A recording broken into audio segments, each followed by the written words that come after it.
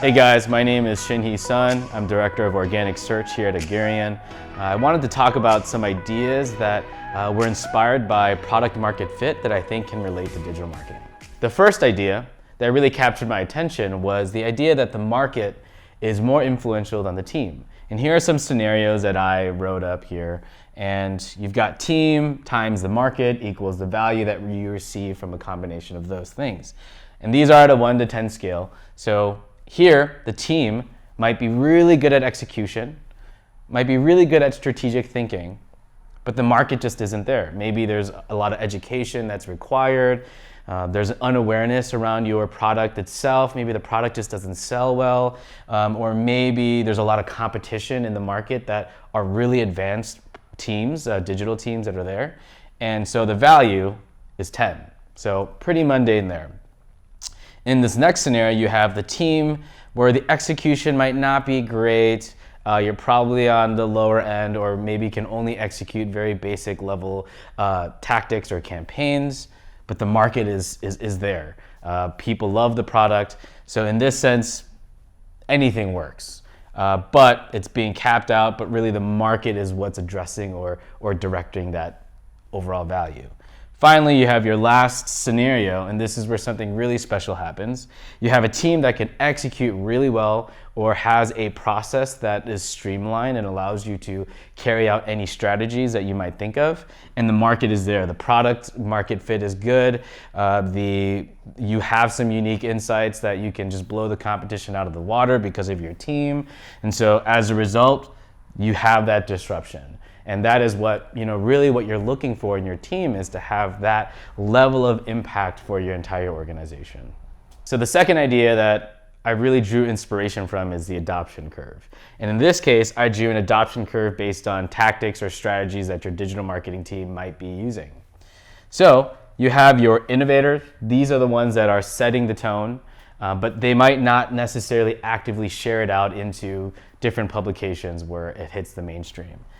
Then you have your early adopters who are very close to those innovators, and they're sort of looking at them for some inspiration, some of their new tests that they've ran, and they'll start using it themselves and start to test that out.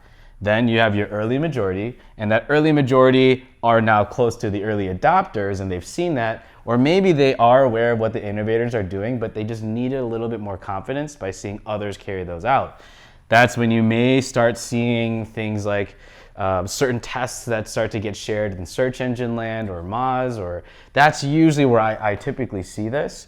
And then you have that scale. The market share starts to increase, everyone hears about it, then you have your late majority that starts to act on those things, and then you have your laggards that are way, way behind. But by this point, by the time it hits late majority, these innovators are already brewing something else up.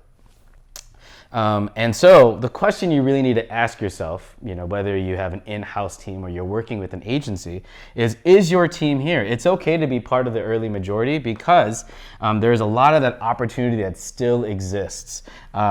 Maybe you have innovators, maybe you have early adopters, but either way, you really need to ask yourself, is your team pushing the umbrella? Are they doing these tests? Are they sharing these learns? And that's usually your good signal for whether or not you have a team that allows you to push forward and disrupt. So here's the third idea that really inspired me. You've got the disruption matrix. You have your right insight, you have your wrong insight, whether there's consensus around that and whether there's non-consensus. So if you have the right insight and there's consensus, you've reached that late majority stage in that adoption curve because everyone knows it's the right thing to do. That's the table stakes zone.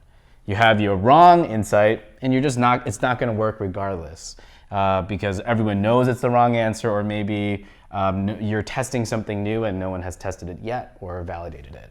Finally, you have your right and your non-consensus, and that is the zone where you start to disrupt the market. You start having these new tactics that no one else knows, and you start to achieve those. You reach that result earlier than everyone else, and you start leading the pack. Something that I do want to call out is that in these two zones, this is where the innovators are constantly in. They've already moved past the right consensus and they're doing all these tests to validate. the assumptions that they've heard of, some of the common advice, looking back at their original tactics, and this is where they get their valuable insight. So the final insight or the final inspiration that I received was niche and then scale. I've got these bullet points. The very first thing is you have to test your assumptions, the common knowledge, the advice that you're hearing, to see if it actually works for you. Something else though is that a lot of the advice, maybe not a lot, but there are some advice that Google gives or that I see, things on Moz or things on search engine land, and found that it just didn't work. So you have to make sure you test those assumptions, because that is also your insight. That's your competitive advantage. Second, not being afraid to fail fast. Like I mentioned, the innovators are in these zones and they're failing constantly, but then they end up finding that one insight that will really achieve that disruption and and be that leader.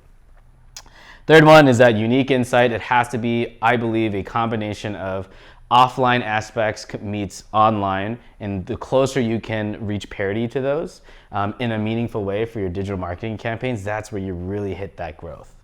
Finally, you've got your edge core. That's what we call it internally, but really what this is talking about is you have your core foundational things that that works, maybe the table stakes, but you're constantly looking at edge tactics, edge strategies, and when you find that winner, you roll that out, operationalize it, maybe you create SOPs around that. Either way, you roll this out to your entire website and train your team.